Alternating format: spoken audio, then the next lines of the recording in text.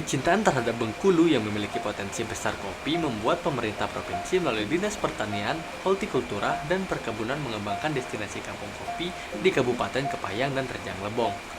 Bisa dibayangkan, perkebunan kopi yang terhampar luas dengan kopi yang menghijau dan merah merona disandingkan dengan argo wisata air terjun mengalir indah. Ini menjadi suatu upaya meningkatkan kunjungan wisatawan lokal dan mancanegara hadir di Provinsi Bengkulu dalam program Bengkulu Wonderful 2020.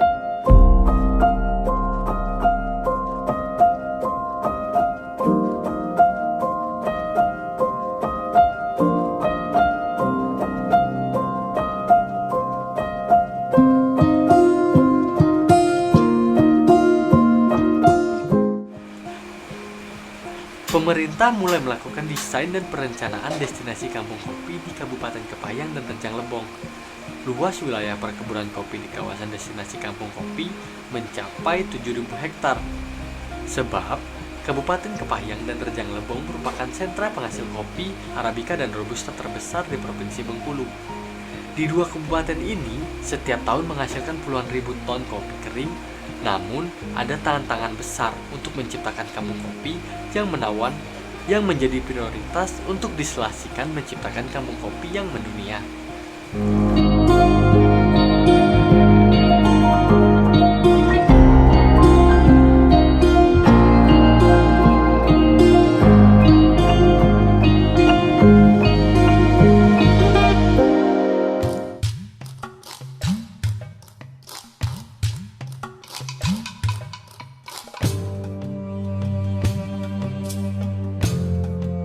Saya berada di Desa Karangtengah, Kabupaten Kepahyang.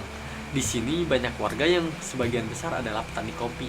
Dan menjadi sebuah tradisi apabila selepas panen, maka kopi akan dijemur. Ada istilah pengolahan biji kopi, yaitu proses basah atau wes dan proses kering unwes. Proses kering atau istilah lainnya adalah proses natural, termasuk metode tertua, bahkan bisa dibilang teknik mula-mula yang dipakai dalam pengolahan biji kopi.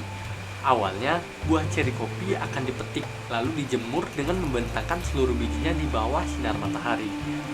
Tahap penjemuran ini bisa memakan waktu hingga 4 minggu, bahkan hingga beberapa bulan, tergantung kondisi sinar matahari dan seberapa cepat ceri kopi itu kering. Selama dijemur, buah kopi harus dibolak-balik secara berkala agar pengeringannya merata. Pada saat dijemur secara langsung di bawah sinar matahari, proses fermentasi akan terjadi secara alami pula, di mana proses fermentasi inilah yang akan mempengaruhi atau membentuk profil akhir dari kopi. Sementara itu proses press sering disebut dengan proses giling basah. Proses basah ini melibatkan banyak sekali penggunaan air, sehingga beberapa aktivis sering menganggapnya tidak ramah lingkungan. Setelah biji kopi telah benar-benar bersih dari daging kulitnya, maka proses selanjutnya adalah membersihkan kembali biji kopi dari sisa-sisa kotoran. Kemudian dikeringkan dengan cara menjemurnya di sinar matahari. Proses basah dianggap bisa membantu mengurangi cacat pada kopi. Karena pada saat proses pembersihan awal, setiap buah ceri yang mengambang akan dibuang karena dianggap tidak memiliki massa yang cukup layak. Wah, jadi wajar saja jika proses awal pengolahan kopi menentukan rasa kopi.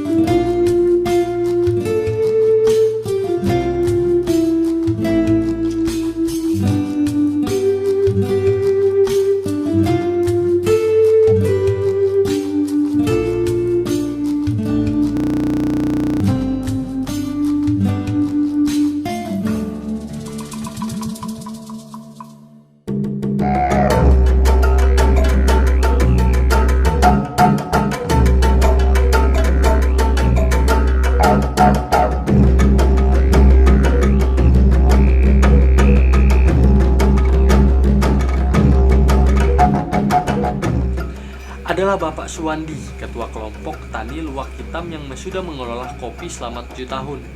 Perkembangan pengolahan kopi yang dilakukannya adalah memiliki alat para-para sebagai alat penjemuran kopi.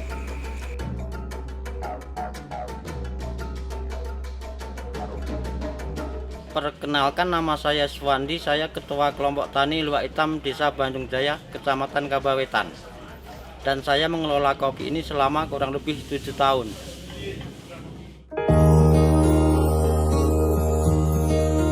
Tiap proses dari si biji kopi sebelum diseduh menjadi secangkir kopi nikmat ternyata mempengaruhi karakter rasa. Begitu pula pada tahap penjemuran, tingkat kesejukan, tingkat kelembapan, seberapa lama biji kopi terpapar cahaya, juga dapat mempengaruhi karakter rasa biji kopi. Perlunya mempertimbangkan langkah tepat untuk tahap penjemuran si biji kopi agar karakter rasa biji kopi konsisten. Ya itulah Mbak yang memang yang perlu kita mau kita bangun, itu yang kita kasih pengetahuan warga itu kan memang nggak gampang. Itulah kita ingin mencoba, itulah adanya kopi petik merah, kita kasih saran dengan pelan-pelan. Alhamdulillah kan masyarakat kita sekarang udah mulai sadar, sekarang udah mulai antusias metik dengan setara yang khusus merah itu tadi. Nah itulah yang masih terkendala di daerah kita kan memang kan karena masyarakat awam dari turun temurun dulu jemur kopi sering di aspal. Itulah yang mau kita rubah secara pelan-pelan. Intinya kita merubah itu memang nggak gampang. Kadang-kadang kopi dijemur di aspal, di tanah itu memang segi rasa dan aroma memang juga baunya ya aspal dengan tanah itu. Alhamdulillah pelan-pelan kami memang sebelum kita ngasih arahan kawan-kawan kita bikin contoh lebih dahulu. Kita ya inilah adanya penjemuran kami ibaratnya untuk menepis dari kalangan seperti barista yang tadi kopinya dijemur di tanah. Sekarang kita udah berubah di para-para seperti ini.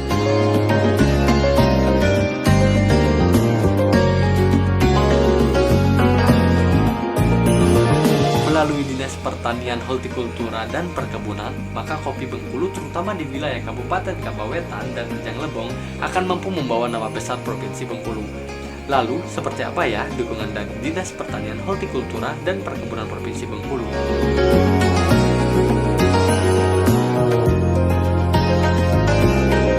Menciptakan suatu kampung kopi yang kita maksudkan ini tentu harus komprehensif memang.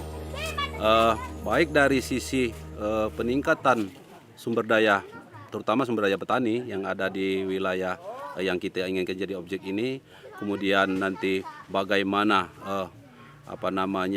kesiapan dari masyarakat itu yang ada di perkampung kopi ini untuk menerima teknologi, dan juga tentu kelembagaannya harus kita benahi.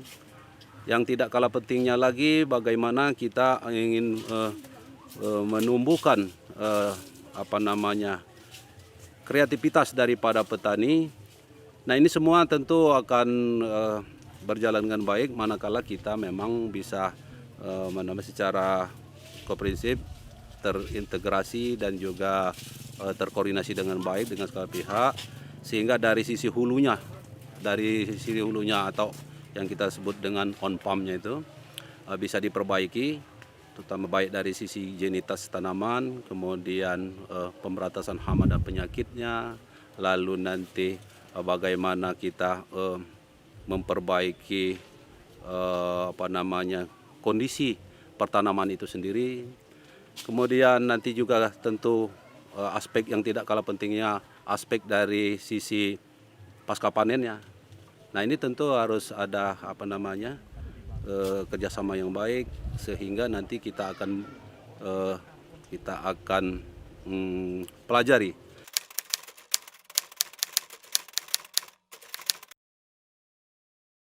Nah, Kampung Kopi ini merupakan program kombinasi antara kopi dengan program wisata. Jadi kita tidak hanya menjual kopinya saja, tapi kita sinergikan dengan wisata, objek-objek wisata yang ada di Kabupaten Rejang Lebong dengan Kepayang. Jadi masyarakat yang datang tidak hanya menikmati kopi, tapi bisa menikmati objek wisata seperti Danau Bestari, kemudian air terjun yang ada di Kabupaten Kepayang, kemudian kebun teh. Dan ini kita kombinasikan. Dan kita sudah menyusun master plan-nya, apa yang akan dikerjakan provinsi, apa yang dikerjakan oleh kabupaten. Jadi ada sinergis antara provinsi dengan kabupaten. Kita akan mengangkat kopi Bengkulu ini ke tingkat nasional. Jadi tidak hanya kopinya saja, tapi objek wisatanya yang juga akan kita jual ke minimal untuk lokal dan regional.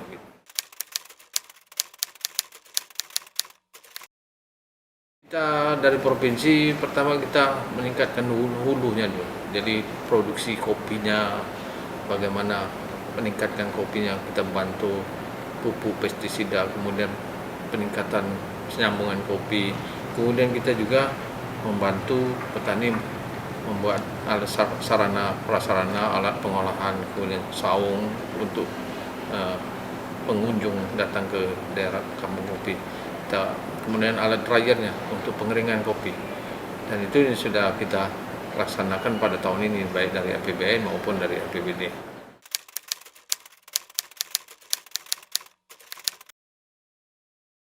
Master plan-nya kita laksanakan sampai 2020 untuk Wonderful 2020 mengejar program Visit Bengkulu 2020 Wonderful.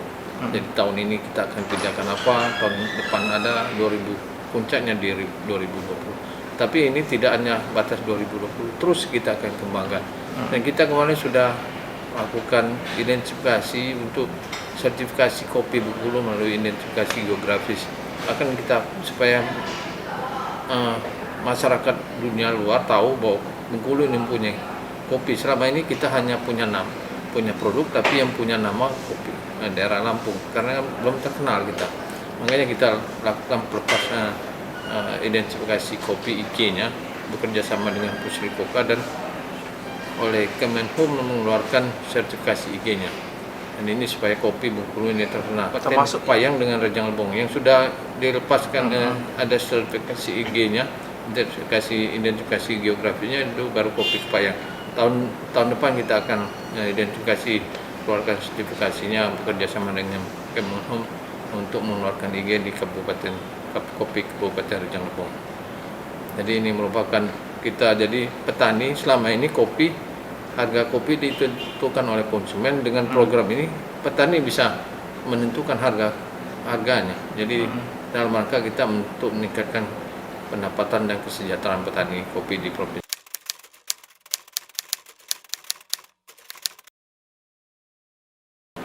Ya, jadi ada kombinasi antara komoditi unggulan kita akan perkenalkan dengan kita memperkenalkan objek wisata di Provinsi Bengkulu, khususnya di Kabupaten Rejang Lebong dan Kepayang. Itu yang tujuan utama kita. Jadi ada dua, tidak hanya komoditinya saja, tapi objek wisatanya akan. Jadi orang datang ke sana akan lihat objek wisata sambil menikmati kopi Bengkulu, khas kopi Bengkulu. Itu yang tujuan utamanya gitu. Dalam rangka untuk meningkatkan kesejahteraan petani. Tujuan akhir kita adalah kesejahteraan petani. Semoga rencana pembuatan kampung kopi di Kabupaten Rejang Lebong dan Kabawetan segera terrealisasi sesuai target di tahun 2020.